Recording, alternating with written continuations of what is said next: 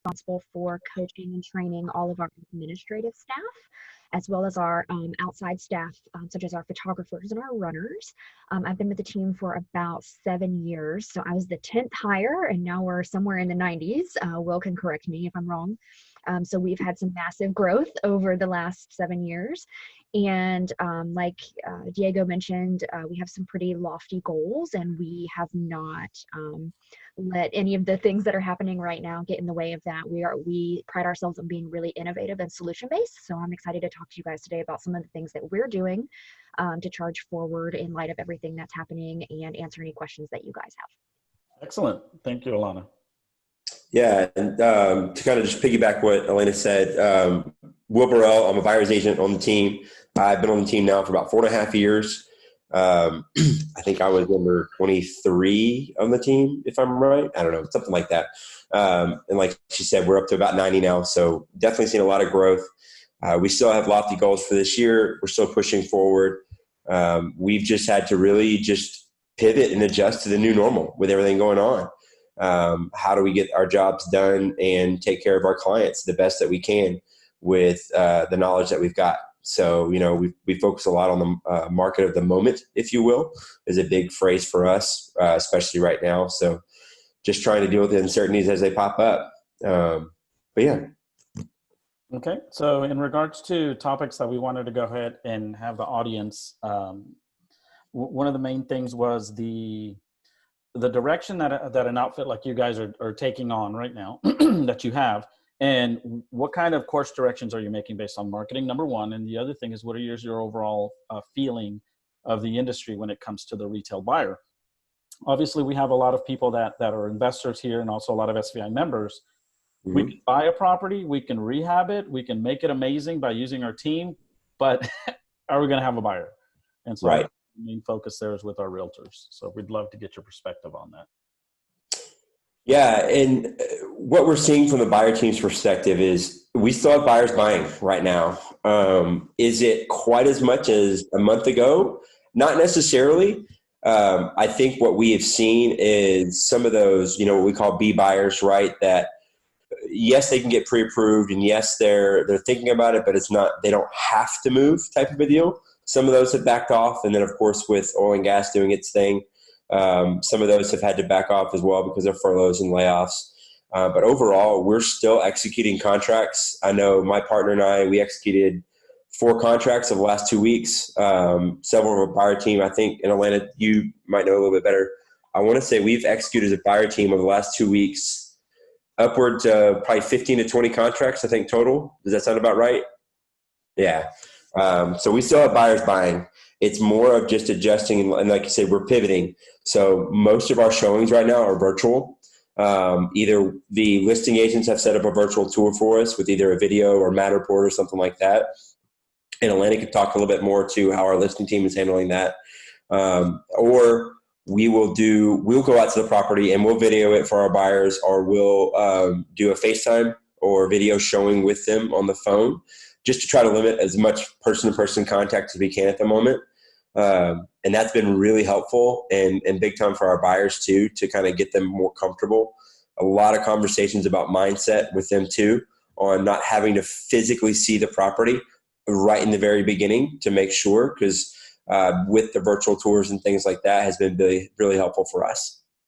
Okay. Have you noticed, Will, the difference in have you noticed the difference in the expectation of the buyer and the expectation of the seller when it comes to getting them both on the same page? What would you think would be the most important, I guess, strategy? Yeah. I don't think it's been, it hasn't been terribly different between the two. And I think it's been different with each buyer and seller, right? Like it always is. We've actually even had sellers not allow the showings at times as well. However, I have seen in the deals that I've been working, even me specifically, everyone's a little bit more willing to get things done because they want to move forward in this process. Without getting more showings on the property, without having to look at more houses and things like that, right? They're a little bit more motivated right now to get things done. And especially on the buyer side, right? Interest rates are historically low still, and they want to be able to take advantage of those before they see a potential uptick, because we just never know what could happen. Or on the flip side, if they're already under contract, some lenders have actually changed their qualifications over the last couple of weeks, and some new contracts, like I know one of the lenders we work with right now, they're only doing new deals with buyers that have a 640 credit score or above right now, and they're not doing any of the bond programs either. As far as the Shrek and T-Shack loans and all those, they've stopped doing those for the next 60 days. So if we have a buyer that's already under contract that's on that kind of borderline, we're doing everything we can to make sure we keep them under contract, because otherwise we're probably waiting until summer at that point. Okay, thank you so much for that information. And Miss Alana, in regards to the strategy, and what would we, as let's say an investor and you guys are an agent presenting a property for purchase, what would we expect or feel is the best direction of still creating that ownership, creating that attachment to the property when they're physically not there? That's a great question. I think one of the things that I like so much about our team was when all of this first happened and there was a whole lot of uncertainty about whether or not we were even going to be able to enter properties. The first thing we did was we sat down and said, okay, what would have to happen for a buyer to purchase a home without ever having set foot in the property? So some of the ideas that we have come up with and that we have begun to implement is we are doing a video walkthrough of all of our listings.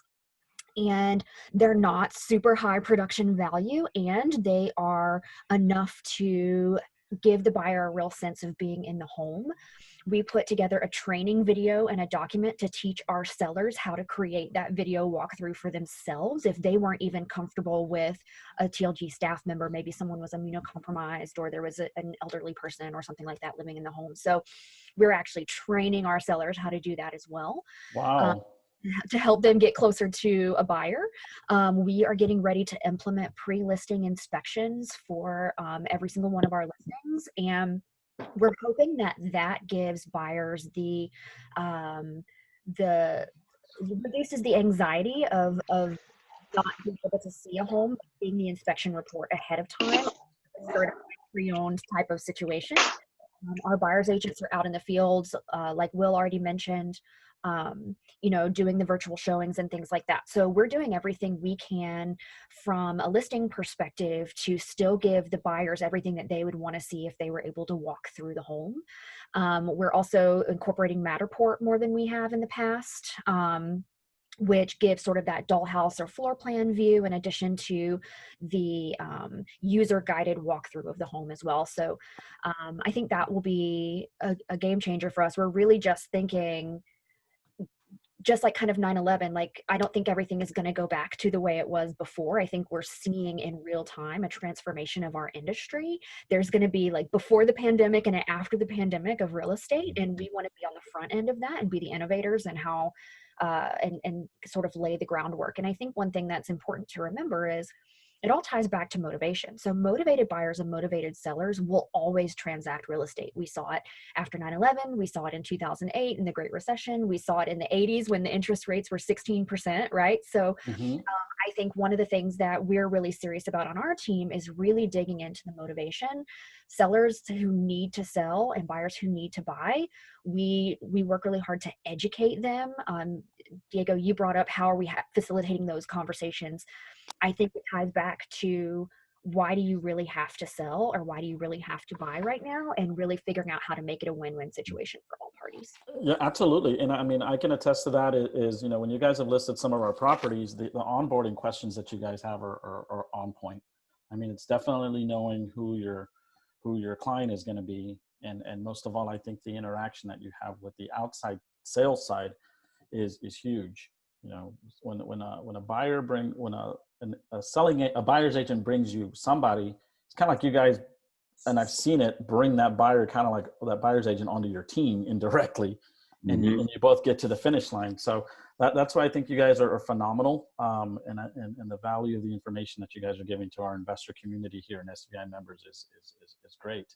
So with that, guys, we're going to go into now the questions of the people that registered and had some questions. So here we go. Let's see. Raquel Molina asked, in your guys' opinion on the retail side, how long do you think this is going to last or affect the real estate market? I definitely think we're seeing some of the effects, and I don't think we're going to see the true effect for another probably, I think, minimum 60 to 90 days. Right? You always got a lag time, especially on the residential side, with everything going on in the economy. I think one good thing for Houston is, Houston is not the same market as it was in the 80s, right? While yes, oil and gas is still king, we're not nearly as dependent as an economy on oil and gas as we used to be. I think technology and medical, especially medical, has caught up pretty significantly. So those two industries are going to level out things a little bit better for us than in the past. That being said, we're definitely going to see some shifts. And we were already trending and shifting towards a buyer's market as it was. We were one of the few in the US to be doing that. I think this has just accelerated that a little bit more. I do think we'll see inventory tick up to get much closer to that buyer's market by the end of the summer. And from there, I think a lot of the things that we've started implementing even without this, right? Like the pre-listing inspections and things like that, that's only going to make our listings that much more attractive to a buyer. If they know, for me, the more comfortable I can get my buyer on a property, the easier it is for them to go ahead and put a contract on it. So that's everything. My job is to not only educate them, but also provide them as much data as I can that they need to take that next step and make the offer. Okay. And Alana, do you have any comments on that? Yeah, I agree with everything he said. We've been pretty steady at 3.5 months of inventory for the last several months. We expect that probably to last another month or so, and then we're going to start to see that tick up a little bit. Like what Will was saying, we're going to see a little bit more of a buyer's market. Right now we're preparing for the worst and hoping for the best. So if it looks like we're able to open up the economy again in May, we might see things start to turn back around August or Q4 at the latest. But right now, we as a company are preparing for 15 or more % drop in business year over year, just so that we can be prepared for what's coming. Okay, and that answered Ramon Diaz's question here, the general outlook and inventory of Houston. So you said it was around 3.5 months at the moment, right? Right about, yeah. Okay, so Jennifer Hammond asked, as an investor, would single family, duplexes, multifamily 3 to 6 units, which would be more favorable now in your guys' opinion as retail agents, or what you're seeing most people are going after? Well, I think in general, any time is a good time to invest in real estate just because it's a more stable. It's guaranteed. One moment, please. Hey, how's it going? Man, honestly, Who do we have on the phone right here? If you've just joined our session, if you don't mind going ahead and putting your phone on mute, please. EJ Nash. Chris, you determine. Where is DJ? Go ahead, Alana. I was just going to say, we really feel like any time is worth investing in real estate, regardless of what's happening around us, because we're really playing the long game. You know this. This is not news to you guys. You're really smart investors, but we know that it's more stable investment, and there's almost guaranteed appreciation, especially in cities like Houston. I think that with the way the economy is going right now, some people are very fearful of taking on a lot of hold properties because of tenants potentially not being able to pay rent. But we did see Blackstone just made like a $2 billion investment. So I think that looks really good for us as far as the rental market goes, if we're looking to buy and hold properties for rental income. Okay, good. Let's see here. We had, let's see here. Let's see here, Cruz. Okay. Juan Guzman asked, are you guys noticing any lender criteria that has changed and foresee it to continue to be more of a standard?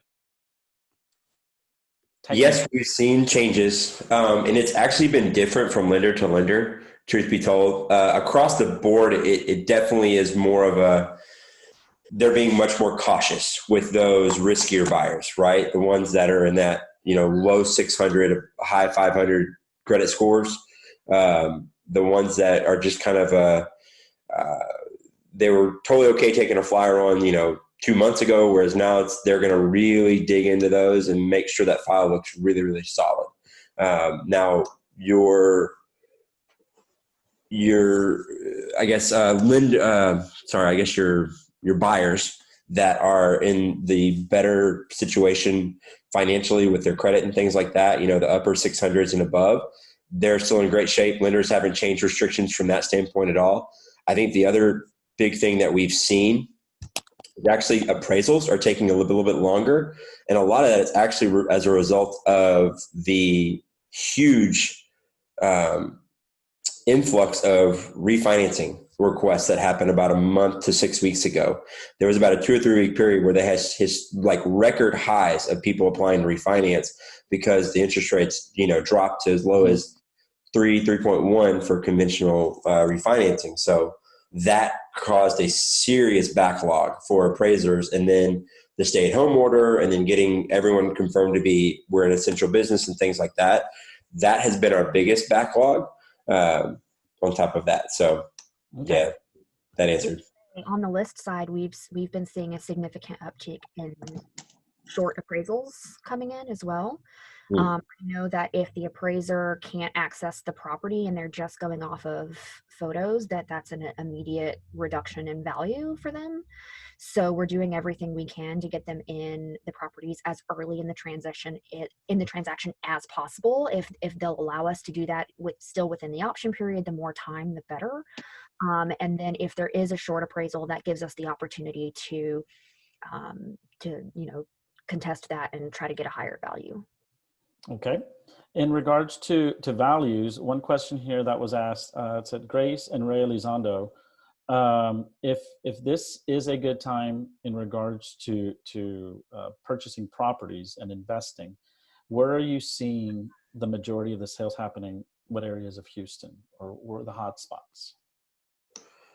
Which I'm assuming that will come with price point. Yeah, that's the name of the game. It's going to be price point, and it really, you're going to have your more sought after areas, of course, right? The Cadies, the Woodlands, Pearland has been a really hot place in recent years. Things like that. Of course, inside the loop is always popular, but you're going to pay a higher price.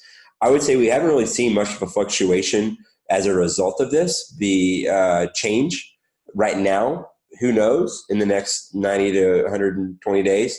But right now, pretty much your normal kind of quote unquote hot markets are still there. Inside the loop, your Cadies, the north area, right? Conroe, Woodlands, 242, all in that area. You've seen a lot of growth in Humble and over in Summerwood as well. And then, of course, south, like Pearland, which has now become Rose Sharon, Iowa City, and all that. Iowa Colony, sorry, whatever. Okay. There's a question here. I don't want to mispronounce the first name. First letter is B, last name Get. What do you guys foresee the future in the commercial trend of real estate in regards to vacancies? Yeah, I mean, we feel like it's probably a little bit bleak. I think that we're going to see a lot of industries get really tighten the belt a lot to recoup some of the losses they've had over the shutdown and all of that. So we might see some new startup businesses. We were already seeing decreasing business on the commercial side anyway, and it's our opinion that we'll continue to see it trend in that direction for the foreseeable future. Okay. We had a question here from Juan Cruz. He's basically, I guess, with your guys' expertise and being on the front end of the real estate transaction and on the back end of the real estate transaction, what are your recommendations, in your opinion, for real estate investors during this period? I would don't say, quit. yeah, I would say stay ready, because I think those deals are still going to be there. Something that even the buyer team we talked about last week is even those lower price point properties, right? The ones under 200, under 150. We've actually seen quite a few of those come back on the market because a lot of the buyers lost their financing. Because again, they were those riskier buyers as it was, or they weren't, they've gotten to an unstable situation with their job, things like that. So I think you're going to continue to see more and more properties pop up that are great opportunities. The other thing is, and I know Diego, you and I have talked about this even last year, we anticipated that even before all this happened, we were going to see an uptick in short sales and foreclosures. I think this is just going to accelerate that and increase the number that we are likely to see in the coming months. Absolutely. So short sales might be something to be preparing for, and also make sure you have the right team for that. Yes. Well, also, a lot of your competition and the iBuyers, they're not doing business right now. So you guys have the upper hand. I mean, I think there's very few, if any, that are still making offers. So this is more time to sweep in and pick them up. That's exactly what I've heard. So a lot of the answers that you guys gave were also answers to some of the other questions of the people that registered. So we're going to open this up now to actual raising your hand type question forum, and then I'll cover the ones that came in via chat right now. So let's cover those here for the moment. We have here, Chris Barnett asked, how do you determine your months of inventory based off the sales in the past month? We get it from the MLS. Actually, they send us basically the data is right there in our MLS that we see on month over month, the trends of how much inventory we have. Right. And there's a 30 to 45 day cycle. So the numbers that we're looking at are in arrears, right? So we're looking at, based on March, what our months on hand are and things of that nature. Houston didn't actually see a significant change in the market in the month of March, because really those numbers are based on February, and then it just continues to go back. So I think April will be the first month that we really start to see some changes in the numbers based on what happened in March. So that data may change a little bit. Right now we're projecting that for the month of April, we'll still be around 3.5 months on inventory. Yeah, and I can just show you, like, for the last 7 days, there has been new listings hit the market of almost 1,900 new listings, and there were almost 1,400 closings over the last 7 days, to just kind of give you a quick snapshot. Okay. Here's a question from Leticia asked, I heard since they printed $2 trillion, property values have devalued by 20%. Will that reflect on our comps or market values for homes due to inflation? Now, that might be more a particular agency answer, maybe an appraisal district or the tax office, but in your opinion, what do you guys think? Yeah, we don't, in my opinion, we don't tip it. It doesn't, it's not quite a, getting from that to what's the best way to say it? Not apples to apples, but basically there's not a huge correlation that we've seen in the past between those numbers and those, policy changes as far as the actual property values. A lot of it from us is, and Elena, correct me if I'm wrong here, a lot of it deals with the appraisers and the appraisal districts and things like that we see more from there. And even in previous recessions, we haven't really seen a huge devaluation in property values. If anything, we actually see them stagnate more than we see them depreciate. Yeah, even in 2008, the Houston area still saw an appreciation of between 2% and 4% across the board. So. Mm-hmm. Yeah, they tend to flatten out before, and even the depreciation, it takes a pretty significant event to happen in that area, right? A major flooding event, in Spring Branch with the plant explosion, things like that. We'll see some depreciation short term, but not always from policy changes and things like that. Okay. We have Troy, you raised your hand. Go ahead and unmute yourself, sir.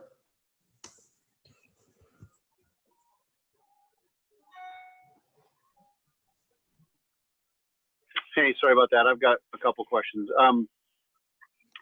The devaluation you just talked about, you're not, am I clear that you said that you're not going to see that here? Based on the past, we don't foresee that happening. No.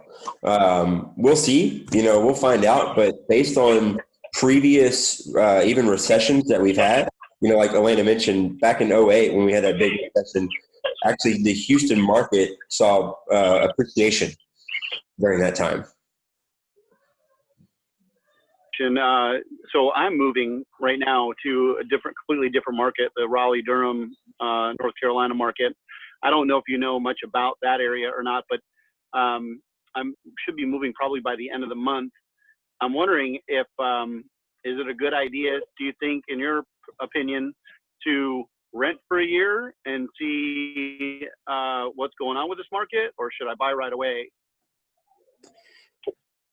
I mean, it's definitely it's different for every buyer, and that's something we'd be happy to kind of talk about that more. But the biggest thing I tell my buyers is from now to next year, the one thing that you can almost bet on is the chances of interest rates being as low as they are now next year are probably not going to be the case.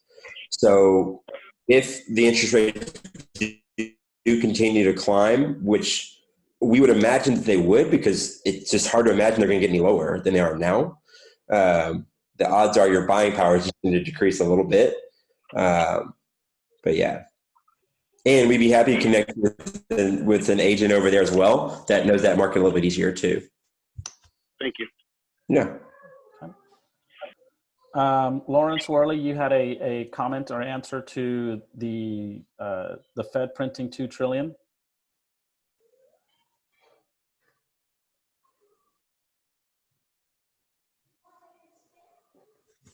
Lawrence? Yes, I was just saying that that's going to cause property values to increase. Okay, and where were you citing that information from? Just because the dollar goes down in value when they print $2 trillion out of nothing, the value of the dollar goes down versus hard assets like real estate. Okay, thank you, sir, for the comment. All right, let's see. I think we had another question here that came in. Give me 1 second. All right, here we go. Do you foresee more investors working with real estate outfits that have a larger footprint in each city, just for the fact that buyers are going to be more skeptical of working with third parties such as wholesalers? I think that you will. I mean, right now in the Houston area, we have 36,000 licensed agents, and most of them do 0 to 2 deals a year, right? So I think when the market starts to turn and sellers become more skeptical or more cautious about who they're listing their home with and who they're putting their investment in, they're less likely to list their home with their aunt, or they're less likely to take a risk on the wholesalers and things like that. They're more likely to work with someone with a reputation who they feel like they can trust, who they feel like they have rapport with. I mean, for our team, we have 91 people, and we're experts in what we do, and I can go on vacation and you would never know, right? So if it's just a single agent out there, it's more difficult for them to be the wearer of all the hats, right? So I think that more people will trust the bigger teams who, can work in all those different segments rather than being, pigeonholed into one area. Okay. Yeah.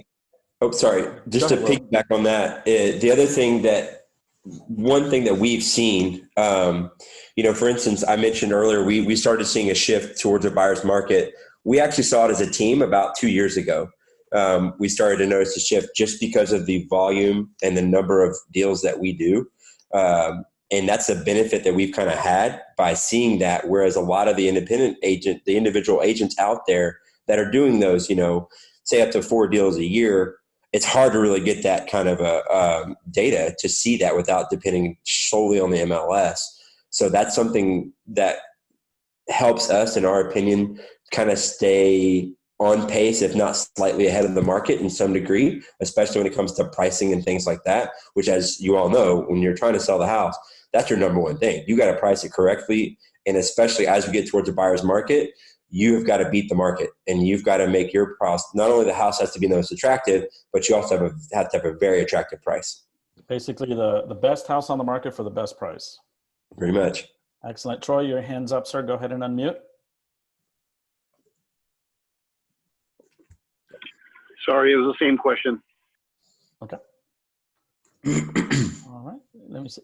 Right now, for those of you that we've had more people recently join us, we have Alana and Will of the Loken Group answering questions in regards to the realtor world and the retail buyer. And so we have it now open for a Q&A session. So feel free to chat in your question or raise your hand and ask the speakers a question if you've got one. And we would love to know from you guys as well, how can we provide value to you from an investment standpoint? How can we provide you with information that would be useful to you and your businesses? Alana, you're not supposed to say that. That's SVI's team here. Come on. No, I'm just kidding. No, I can definitely tell everybody that's here. We've worked with you guys before, is the knowledge and just the team environment that you have is awesome. And the fact that you have candy bowls sitting all over your office is amazing. So I love going by there. True, and now there's no one here to eat them but me, and it is not. Excellent. But yes, guys, it's a good time to let the speakers know, how can they help you? They have your contact information. They're going to be happy to reach out to you, but definitely I think it's a good question to ask. Go ahead. Anthony raised his hand. Unmute yourself. Hello, how you doing? All right, just bear with me. I'm trying to make sure I word my question properly. So with a rehab with a property, and then you're trying to do a refinance after you're done rehabbing it. If it takes, it kind of takes until you linger on to next year with the rehab. So the refinance, you said the interest rates are going to be going up. So this is something I need to take consideration for right now when I'm doing what projects I'm working on right now. If that makes sense, I don't know if that question. Yeah, I see what you're saying. Definitely check with the lender that you're working with to kind of see what their projections are. It's going to be different from everyone. And again, things have changed so much over the last 2 weeks as far as lending is concerned. I don't think that we'll see a massive increase, to be completely honest. I don't know if the economy will be able to handle a massive increase. That being said, I just don't know if you'll see them go any lower than there are right now either. Oh yeah, and then just one more question.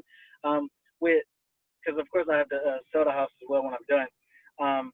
With everything that's happening right now, because I'm a young new investor, so a lot of this stuff is brand new to me. I never experienced anything like this before. So is it going to be harder, or how is this?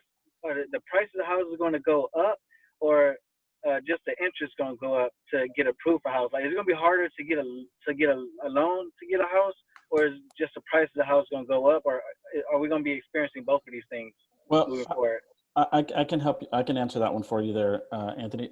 Number one is, if you're new to investing, one of the things I would definitely like to do is sit down with you for a conversation, about a 2-hour conversation that we can have, and Enid can reach out to you. But all of it has to do is what your risk level and overall what your overall direction is. Numbers fluctuate depending on the investor, and then all of that at the end is about what kind of data you're compiling, which mitigates the risk that you want to take, and that'll fluctuate. There's people right now investing in higher end real estate and people investing in lower end real estate. It's just what bet you're making and what kind of data you have. But definitely we would love to chat with you to see if there's any way we can. He's already sat down with Pedro. Oh, there you go. All right, Anthony. Sergeant Baines. Yes. I spoke with Pedro already. Excellent. So yeah, that's my only concern was it's going to be harder as far as interest rates to get loans for properties or to get approved, and also just is it going to be just are the price of the house going to go up next year, which could be a good thing, or are they going to go down because of everything that's happening? Yeah, I don't know. I don't know if we're going to see massive increases. We'll see. I think I wish I did know, because I would make a lot of money over the next 6 months if we could figure that out. However, I think just looking historically, I think we would all be, everyone in our industry, we would be very surprised if we saw massive depreciations. Just again, looking back on previous recessions that we've got data for, we have not seen that. We've actually seen appreciations during those times. And in regards to getting harder to get loans, I think it's going to be more challenging for your riskier buyers. I think those are going to be the ones that are going to be hit the hardest as far as getting loans. And what I mean by that are the people that have just the borderline credit scores. They've got collections on their history, things like that, where, we've had to pull some rabbits out of the hat in the first place to just get them approved.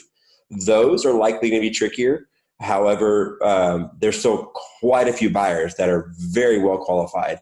And from an investor standpoint, those are the ones you want to bring in anyway. Mm-hmm. Because you don't want that deal to fall through, because then now your house is back on the market, you've got a stigma, so on and so forth, all throughout that.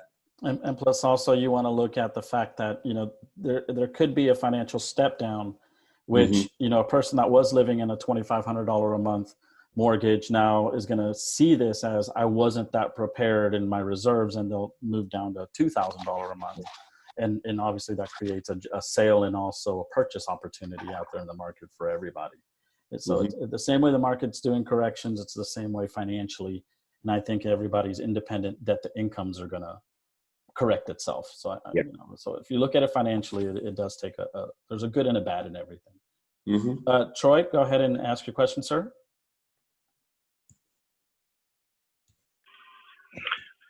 Sorry, I'm driving, and I hope I'm not asking another question that's already been asked. There's the big scare that you're hearing. I've been hearing anyways on all different types of social media and different meetings, is that we're going to see a big 15 to 20% decrease in property value in the next 2 months, 3 months. Are you seeing that happening, or is that it, or no? We don't. We haven't seen signs of that. Again, all we can do is kind of look back historically to what we've seen, and historically that hasn't been the case as far as property values go. So yeah, I would say everything that we're seeing at the moment, don't anticipate that. No. Excellent. Thank you. All right. It's 12:45, guys. We still have more time to ask questions here for our realtors. Feel free to go ahead and ask a question, and let's see about picking their brains a little more. All right, Vanessa, are they part of Keller Williams? Yes. Absolutely. Where would you guys consider your team to be in the Keller Williams rank? We're actually the #1 team worldwide for KW. Absolutely. And we are, our physical office is located in the Jersey Village area, but we cover all 9 counties of the greater Houston area. So we go 2 hours from the center of the city, just about anywhere. So Pretty much. Do you have offices in Louisiana? we don't currently. We're not considered an expansion team with KW. However, we have referral partners that we trust and send business to back and forth consistently. So if you were looking for an agent in a particular area, please reach out to us. We'd be happy to make a connection for you. I'll do that. Thank you. So for young investors or new people or even seasoned investors that have a property on the market right now, there are people that have gotten into real estate investing, and they're also realtors. What would be, I guess, your main, or what your first marketing step, if you would call it the most critical one, to publishing a property out to the market, other than just putting it out on the MLS? Does that make sense? And the reason why I asked that question is that a lot of real estate education companies are talking about, pre-listing this thing, doing open houses, doing barbecues on your front yard, talking to your neighbors. What is effective in regards to on the marketing end, other than just putting it out on the MLS? Well, Two things. One is the quality of your photos and any other multimedia you're using to market the property. Now more than ever, people are doing their online shopping first. So high quality photos, high quality video, things like Matterport, I think are going to grab attention. If you can leverage, there's a website called Brownie Box. If you can leverage virtual staging, if the home is vacant, anything like that, that will make your home stand out among the competition. We know it's a beauty contest, right? So that would be the first thing. The second thing would be to pick up the phone. Don't be afraid to prospect. Don't be afraid to leverage your database that you already have going. Right now, I think the last man standing is going to be the man that has the best relationships with his and her clients. So I think that's one of the big focuses that we're putting on our plate right now is just contacting our database, contacting, call them, stay in front of them, make sure that we're providing items of value to bring buyers and sellers in the door. So that would be my two big things: is make your listing stand out with multimedia, and pick up the phone, call, prospect, lead gen. Okay, that's good. We just had a comment here via chat that was published out to the group. Let's see here. It's Leticia says, I feel that Will and Alana are looking through rose-colored lenses, too positive and not realistic. And obviously, it's good to have these types of back and forth concerns, but obviously, having proper data. I remember other countries that printed money had to take money on a wheelbarrow just to buy a loaf of bread.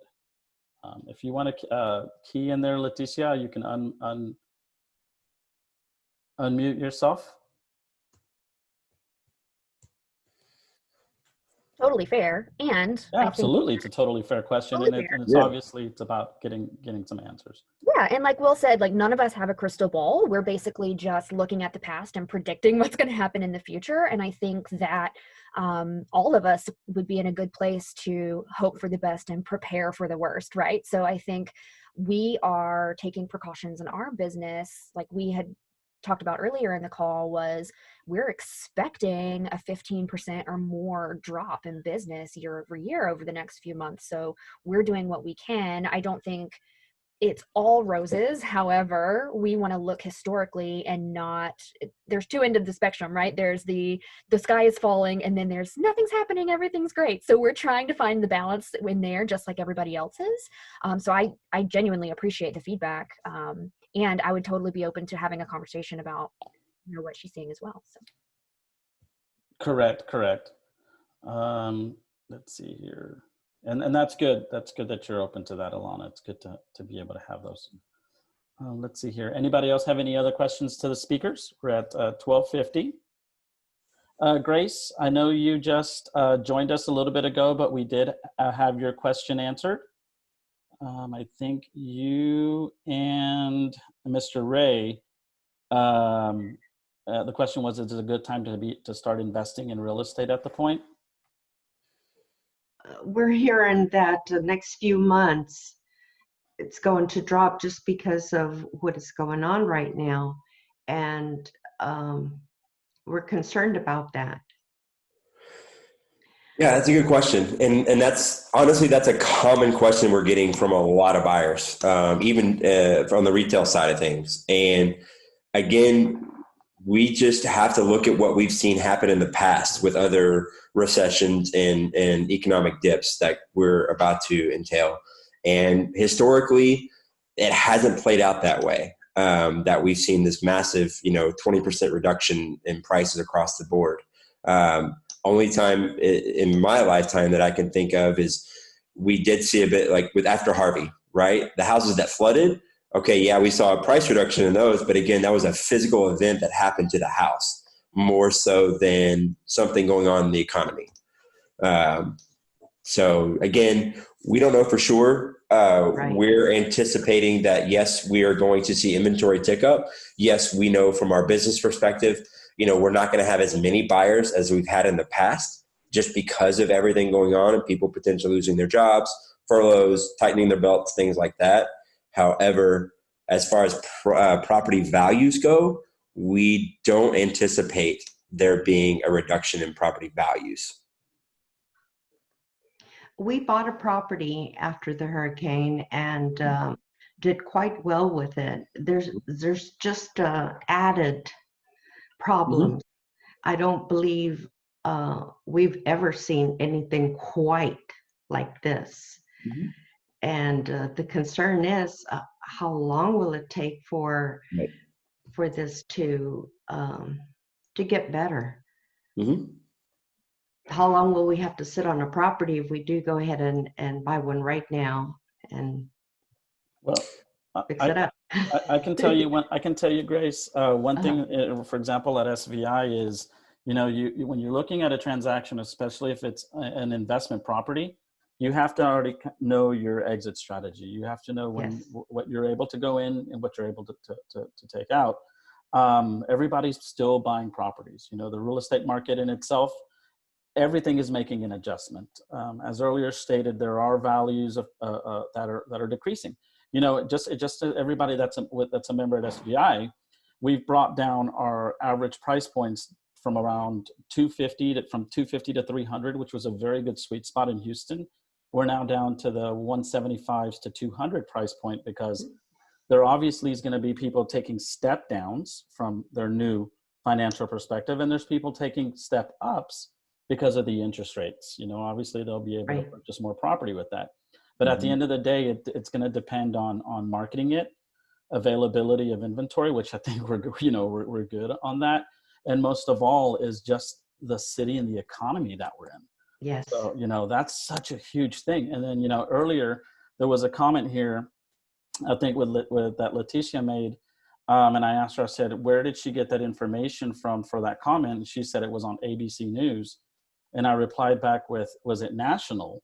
And she said she saw it in Argentina and Iraq. Okay, so there is definitely a major difference in economies, a major difference in everything. We're looking at this on a local level, on a local level. So as an investor, go with your local information, go with your local presence and local teams out there that are there to help you. But that's great. And obviously the comments from Leticia are bringing out very good conversations. And if I can add to that, I live in a townhouse community that was affected by Hurricane Harvey. And a lot of the properties here sat for a while. And just a couple of weeks ago, when this whole crisis was going on, the townhouse next door to me got sold. So people are buying, right now. For sure. And that whole community flooded. Yeah. Oh yeah. They're being bought. The contractors are here daily. There's, I think, 3 going on right now that are in construction. Yep. Yep. So that's good. To stress your point, Diego, especially when it comes to real estate, try to stay as local as possible with your information. If you're looking to even nationally, it's hard to compare market to market, right? You can't compare us to San Francisco or New York and places like that. Nor can you compare us to smaller markets like, heck, even, I don't know, Amarillo or something like that, right? It's all completely different on how things slide on the scale. All right. We have thanks guys for the questions and answers. Kimberly Mobley, I live in Lakeshore and 2 houses on my street under contract now at a price point of $400,000. Yeah, it's community driven, Kimberly, and you're absolutely correct. It is absolutely community driven there. What are people looking to buy? I always tell people this is, people first they fall in love is with an area. And then when, north, south, east, west, central, and then they go into zip code, and then they go into neighborhood, and then eventually that they convince themselves of the inventory that's available in that zip code. I mean, in that neighborhood. So by all means, it's all boils down to local. Anthony, go ahead and ask your question. Yes. All right. Just, sorry, I just want to make sure I just, understand everything. So with, what the comments and remarks I was made earlier, as far as people are not going to be buying as much, it leads me to believe that the prices of houses next year are going to go down to encourage people to buy. But I also heard the comments about the $2 trillion that's been put into the economy and the inflation that is going to be caused because of that. So would that inflation make the value of the properties go up? Because isn't that why we're investing in real estate? It's because of the assets will go up with inflation. It becomes a taxable product, you know, and that's primarily the factors of the taxation of the asset.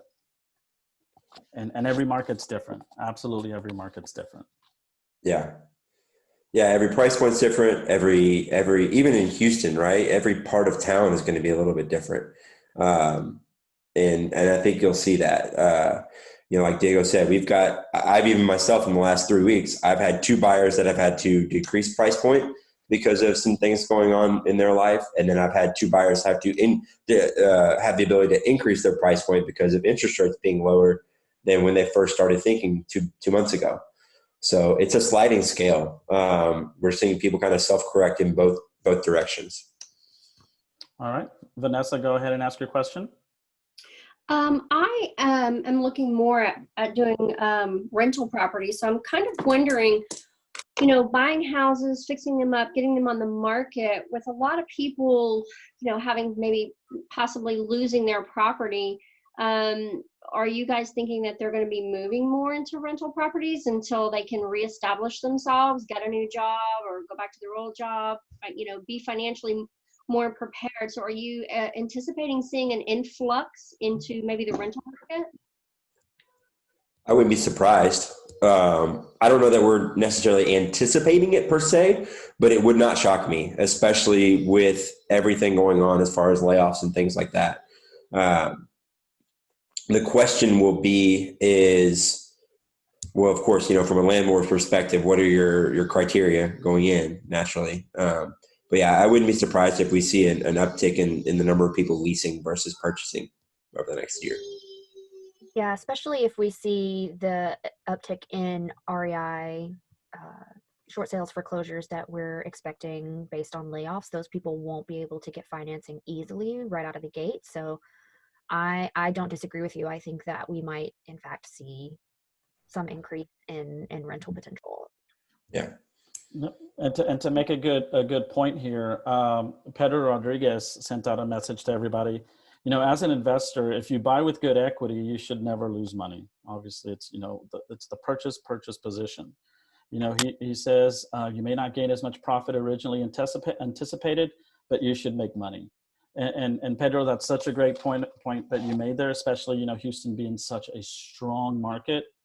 Back in the downturns, you know, with the mortgage crisis, Houston really was not as in bad shape as the rest of the United States. You know, that's was the industry in which I came from, which got me into investing.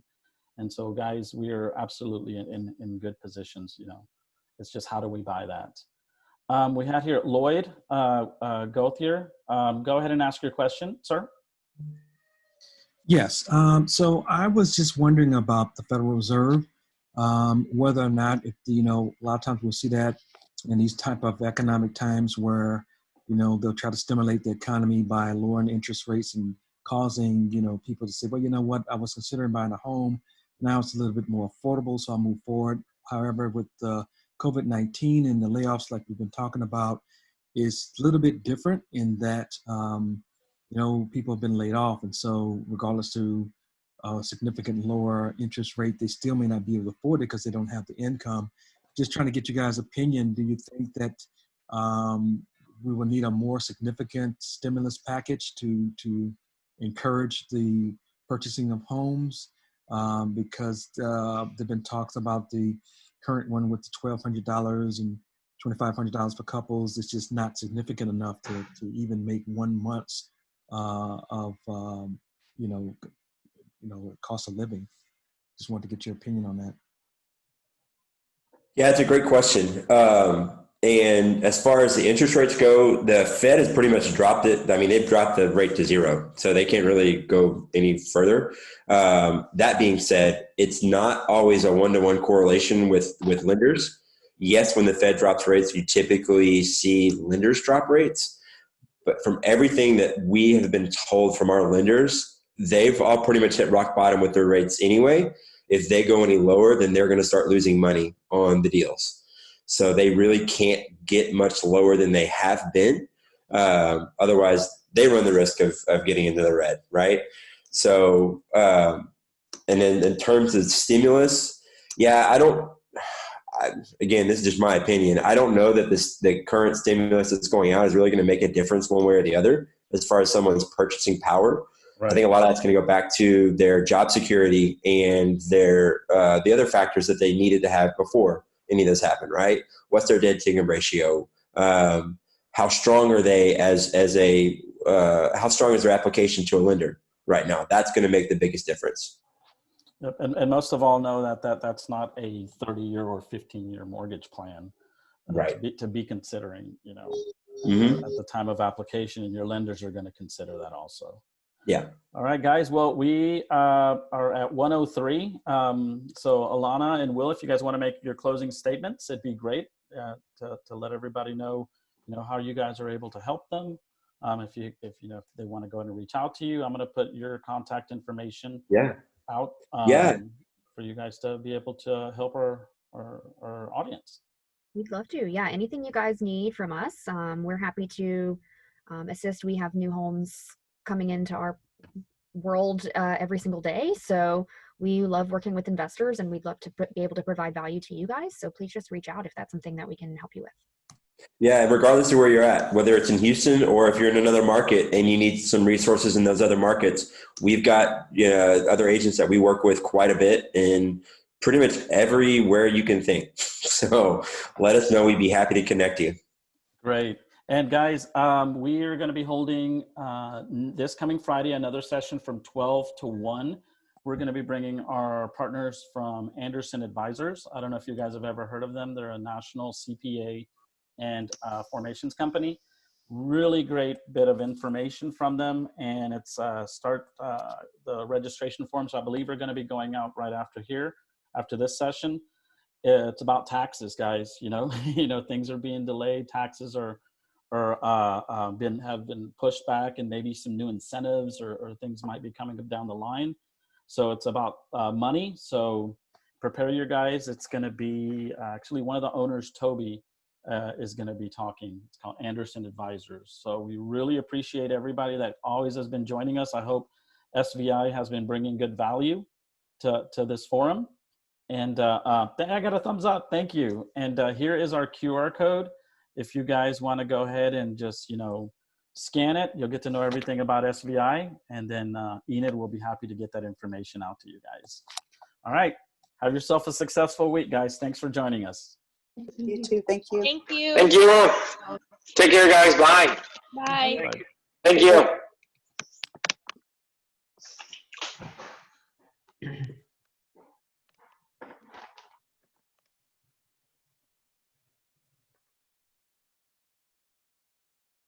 There you go. Yes, ma'am. Have a great day. Bye-bye. Bye-bye. Thank you.